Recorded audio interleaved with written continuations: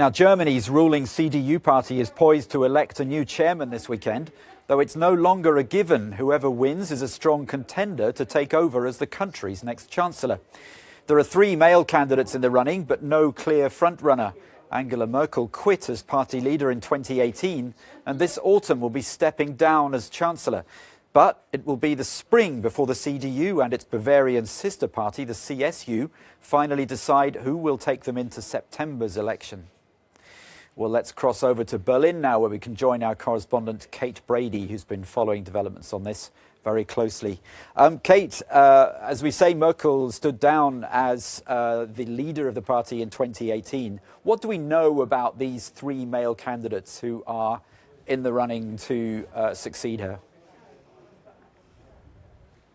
Well, one thing that has been pointed out is very obvious time and time again. We have 3 middle-aged white men here, all from the western German state of North Rhine-Westphalia, but all of them different in their own ways. But as you said, no real front runner at the moment. So first of all, you have Friedrich Merz, who made a return to politics in 2018. He's long been described as Merkel's nemesis after he was sacked by Merkel as the CDU's parliamentary group leader way back in 2002. He's quite a divisive figure, though, and it's thought that if he took the reins of the CDU, he would certainly shift the party back to its more right-leaning conservative roots and away from the centre ground that Merkel's moved the party over her 15 years in office. Then we have Armin Laschet, the state premier of Germany's most populous state, North Rhine-Westphalia, and he's seen very much as the continuity candidate who will very much follow in Merkel's more centre-line conservative politics. But there are a lot of concerns about whether he is or whether he will ever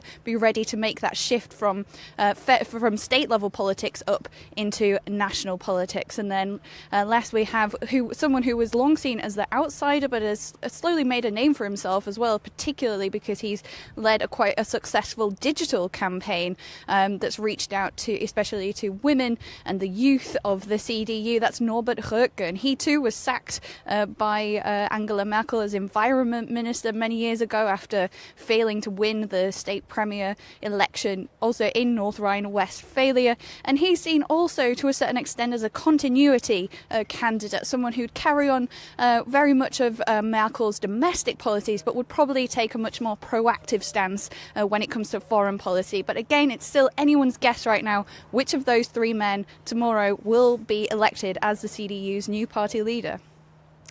Well, it's certainly going to be the end of an era when Merkel finally hands over gives up the reins of the chancellorship. From what we know of the CDU party and these candidates you've been talking about, what sort of direction is it heading in? Well, it really depends over the next 8 months what kind of feeling they gauge from voters right now. And it's interesting that none of the 3 candidates who are running to become party leader are all that popular with the delegates who are going to vote for them tomorrow, let alone with the general public. So to a certain extent, it is quite unlikely, and becoming seemingly more so, that any of these men will actually be the chancellor candidate for the Conservatives.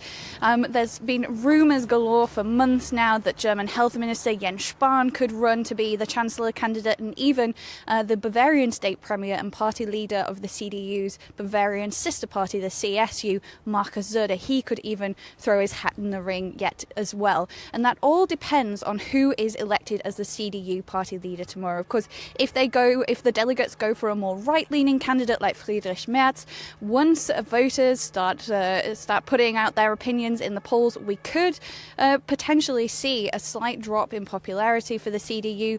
Someone like Merz at the helm of the CDU could scare off some of the more centre-line conservatives. We could see them leaving to the Greens. So even though it's only 8 months to go until German voters head to the polls, it's still anyone's guess who will be running for the Chancellor candidacy in the Conservatives, and who, at the end of the day, come September, will be taking over the reins from Angela Merkel. Kate Brady in Berlin, thanks very much for that report.